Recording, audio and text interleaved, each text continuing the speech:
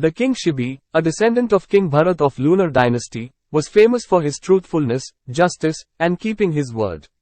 The king of righteousness, Dharmaraj, himself decided to test the strength of character of Shibi Rana. Once when the king was alone on the terrace of his palace, he saw one dove coming towards him with great speed. An eagle was after him, and to escape from the clutches of the chasing eagle the dove made frantic effort to hide somewhere.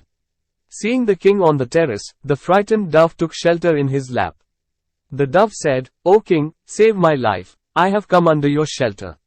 The king had vowed to protect anyone who took his shelter.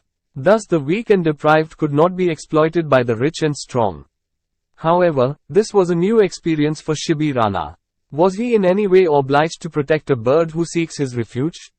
Contemplating for a while, the king decided that even trees, animals, and birds require protection and help as do human beings. Therefore, the king said, "Have no fear, my son. That eagle would not be able to touch even your feather. Relax in peace, have no worries." So saying, the king readied himself to face the rapidly approaching eagle. The eagle landed in front of the king and said, "O king, you have hidden my prey. Please release him so that I can appease my hunger." The righteous king saw the point in eagle's demand. He faced a peculiar dilemma of protecting the dove, and at the same time not to deprive the eagle of his rightful prey. He decided to resolve the issue by offering the eagle equal amount of meat from his kitchen. But the eagle insisted on having his prey, the dove, as his food. After some discussion, the eagle agreed to set the dove free on two conditions.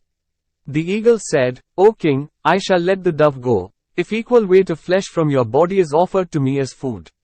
Shibi Rana was quite pleased with the adjustment. He thought that a pound, or two, of flesh from his body would not kill him, and the life of the dove in his shelter would also be saved. Thus he was happy that he was saved from a great sin of inability to protect the weak. The eagle then put his second condition, saying, "O king, if a single tear drops from your eye, I shall be constrained to accept your flesh as my food." The king agreed and called for the knives and the balance. In one pan of the balance the dove was kept, and on the other side a large chunk of flesh from the right thigh of Shibi Rana. But strange as it might seem, the pan with the dove always weighed more even as additional flesh was added. Thus almost whole of the right half of the king's body was cut. Still the weight could not be equaled. At this juncture a drop of tear appeared in the left eye of the king. The eagle objected to this, saying, "O king, I cannot accept the food given in distress. The tear in your eye shows that you are unhappy. So give me my prey back and you shall regain your normal health." With a faint smile on his lips, Shibi Rana said, "Behold, O eagle, the left eye is not crying out of grief. This is a tear of joy. Now my left half of the body will also be used to honor the word I have given to you. Otherwise, if only right had satisfied you, the left half of the body would have been denied this great opportunity of sacrifice. Therefore, my dear friend, the left eye cries out of joy." This ultimate sacrifice of Shibi Rana was unparalleled in the history. The eagle and the dove disappeared, and in their places stood the king of righteousness Dharmaraj and the king of heavens the Indra. Gods from the heavens showered flowers, perfumes, and praise on the king.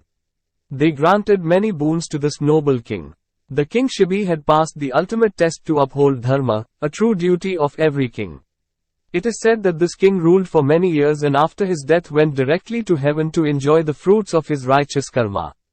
Moral: from this wonderful story we learn value of sacrifice our body for good of others.